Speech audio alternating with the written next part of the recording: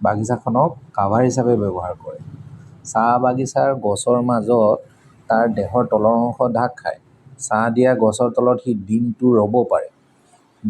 বাঢ়নি, দীঘল ঘাঁহ, নলা, পুৰণি চাহ বাগিচাৰ পথবোৰে তাক লুকাই থাকিবলৈ আৰু চলাচল কৰিবলৈ সহায় কৰে। হাতী দেখিলে মোৰ চকু কেৱল হাতীটোৰ ওপৰত পৰিছিল। হাতীটো কিমান ডাঙৰ, কিমান ওচৰত আছে, কিমান বিপদজনক, এইবোৰহে মনত আহিছিল। কিন্তু পাছত মই বুজিলোঁ হাতীক বুজিবলৈ হ'লে কেৱল হাতী চালে নহ'ব, তাৰ চাৰিওফালৰ বস্তুবোৰো চাব লাগিব। চাহ গছবোৰ ক'ত বেঁকা হৈ আছে, ক'ত ডাল ভাঙিছে, কোনটো দিশে খোজবোৰ গৈছে, ক'ত হাতীৰ গোবৰ আছে, ক'ত বাঢ়নি আছে, ক'ত দীঘল ঘাঁহ বা ক'ত নলা বা হোলা আছে, এইবোৰ মিলাইহে হাতীৰ চলাচল বুজা যায়। চাহ বাগিচাৰ ভিতৰত হাতীয়ে চাহ বাগিচালৈ কেৱল ধান খাবলৈ বা মানুহক ভয় খুৱাবলৈ নাহে। বহুত সময়ত সিহঁতে চাহ বাগিচা ব্যৱহাৰ কৰে কাৰণ ইয়াত সিহঁতে এটা কাভাৰ পায়। কাভাৰ মানে কেৱল লুকাই থকা ঠাই নহয়, কাভাৰ মানে মানুহৰ চকুৰ পৰা আঁতৰি থাকিব পৰা ঠাই, ছাঁ পোৱা ঠাই, দিনত শান্তভাৱে ৰ'ব পৰা ঠাই আৰু সন্ধিয়া হ'লে অলৈ তলৈ যাব পৰাকৈ সুবিধাজনক পথ থকা এটা ধুনীয়া ঠাই। চাহ গছবোৰ ওখ নহয়, কিন্তু সেইবোৰে হাতীৰ দেহৰ তলৰ অংশ ঢাকি ৰাখে।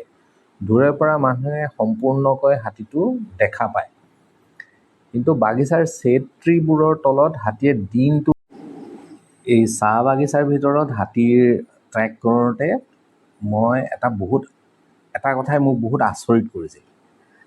কেতিয়াবা আমি শ্ৰমিকৰ লাইনৰ ওচৰেৰে হাতী পাৰ হৈ যোৱা বুলি গম পাইছিলোঁ, কিন্তু মানুহক সুধিলে মানুহে গম পোৱা নাছিল বুলি কয়। তেওঁলোকে ৰাতি কোনো ডাঙৰ শব্দ শুনা নাছিল বা নুশুনে, ডাল ভঙাৰ শব্দ নুশুনে, মাটি কপাৰ দৰে খোজৰ শব্দ সেইবোৰ তেওঁলোকে নুশুনে। কুকুৰে কেতিয়াবা ভুকে, কিন্তু কেতিয়াবা সেইটোও নাথাকে।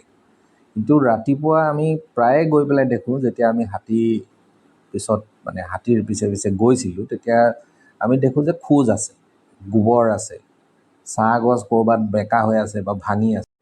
চাহ বাগিচাৰ ভিতৰত হাতী দেখিলে আৰু সকলোৱে ভয় খোৱাটো এইটো স্বাভাৱিক কথা। কাৰণ হাতী এটা ডাঙৰ জন্তু, শক্তিশালী জন্তু আৰু কেতিয়াবা বিপদজনকো হয়। বিশেষকৈ যদি হাতীৰ জাকৰ ভিতৰত পোৱালি থাকে বা হাতীটো যদি আঘাতপ্ৰাপ্ত হয় বা মানুহে যদি বহুত ওচৰলৈ যায়, তেন্তে বিপদ বাঢ়ি যায়।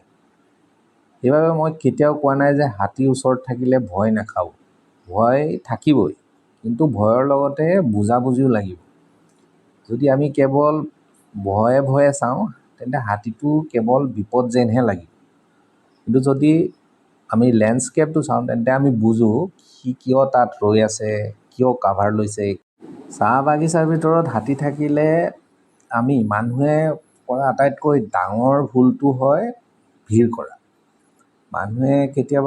মানুহৰ কৌতূহল আছে, মানুহ যায়, কেতিয়াবা হাতী চাবলৈ যায়, কেতিয়াবা হাতীৰ ভিডিঅ' তুলিবলৈ যায়, কেতিয়াবা হাতী খেদিবলৈ যায়।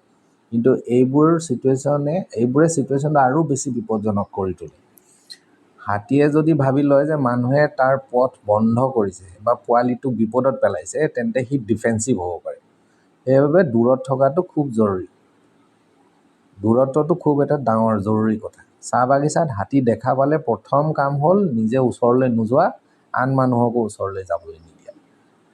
হাতীক চিঞৰা, শিল মৰা। আগতে মই ভাবিছিলোঁ চাহ বাগিচাত হাতী সোমোৱা মানে সমস্যা, মানুহৰ ভয়, চিঞৰ বাখৰ আৰু খেদাখেদি।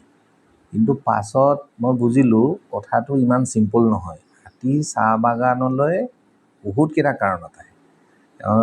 হাতীয়ে চাহ গছৰ বা চাহ বাগানৰ মাজত কাভাৰ পায়, শ্বেড ট্ৰীৰ তলত ছাঁ পায়, বাঢ়নি আৰু দীঘল ঘাঁহত লুকাই থাকিব পাৰে, নলা হোলা সেইবোৰত লুকাই থাকিব পাৰে, সৰু সৰু পথবোৰে হাতী চলাচল কৰাত সহায় কৰে, পুখুৰী বা বাগানৰ মাজত থকা পুখুৰী, ৱেট প্লেচ সেইবিলাকত খেলিব পাৰে, পানী খাব পাৰে।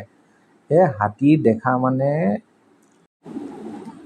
এই কথাবোৰে মোৰ ফিল্ড ৱৰ্কৰ এটা ডাঙৰ শিক্ষা। হাতী চাহ বাগানত হেৰাই নাযায় সেই বাগিচাখন ব্যৱহাৰ কৰে।